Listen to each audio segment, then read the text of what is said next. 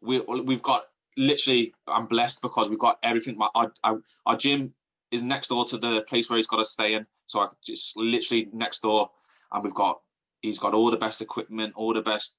We get the best sparring. Being with MTK, we get the best sparring there as well. And because there's only three of us, at the moment there's only Mohammed Wasim, me, and Sean McComb, all world-class fighters in my opinion. And we just get loads of time with Danny. Like we get a lot of one-on-one training, and it's just bringing us on. Like I look at myself now, and every fight I look back on, I feel like there's been a massive improvement. And, that's the only thing you can ask for. Is it hard being away from your family? Because you've got to obviously go to Scotland and, you only see them how often, like maybe weekends? Yeah, well, it used to be when I boxed Sabri in the viral knockout one, I was going home every weekend. So I'd get the train down up to Scotland on Monday, and I'd get the train home on like Thursday night. And looking back, it was just so unprofessional. And so after that fight, I've started staying up there now for like 4 weeks at a time. Might come home for a week, I'm up there for 4 weeks, and it's just the improvement in that alone is massive. And boxing is just one of them jobs where if you want to get the most out of it, you have to be professional, and you're gonna have to make sacrifices and be away from the family, and it pays off. And I think that showed in my career. Like my last 3 performances have got better each time, and I think that's the massive part of it, is that I'm just being more professional. I'm staying up with Danny. I'm getting more. I was missing 2 days a week when I was going home on a weekend. I was missing Thursday, Friday, all of Friday, and then some on Monday when I was getting down the train. So I was missing that 1.5 days. So I've got them now, and they're just little things like that. I just think make the difference at the top level. So the sacrifice is definitely worth it. When you fought Sabri Sediri in your 11th bout, that was for the WBO European super lightweight. He was undefeated at the time. So do you wish you took that a bit more professional now, in hindsight? Yeah, 100%. But some people learn a lesson on a loss, and I was lucky enough that I managed to get the wins, so I got to learn on a win. But loads of things went wrong with that fight.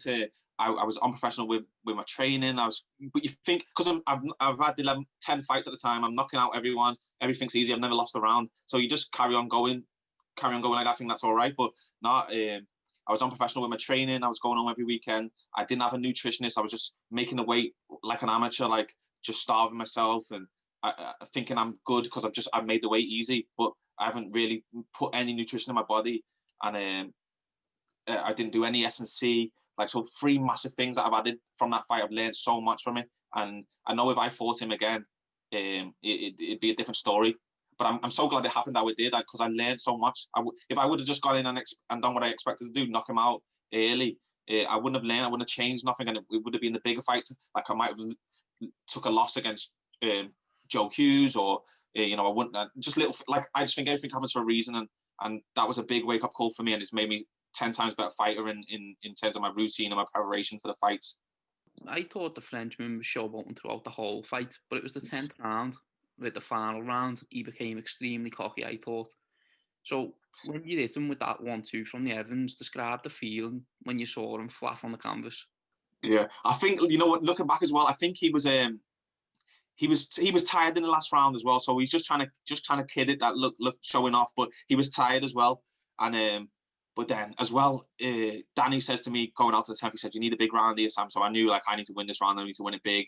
And like, looking back on the fight, I maybe could have edged the win on points, but it was always going to be like, people would have said, "Oh, I've robbed him," or it's a robbery. So I needed that knockout.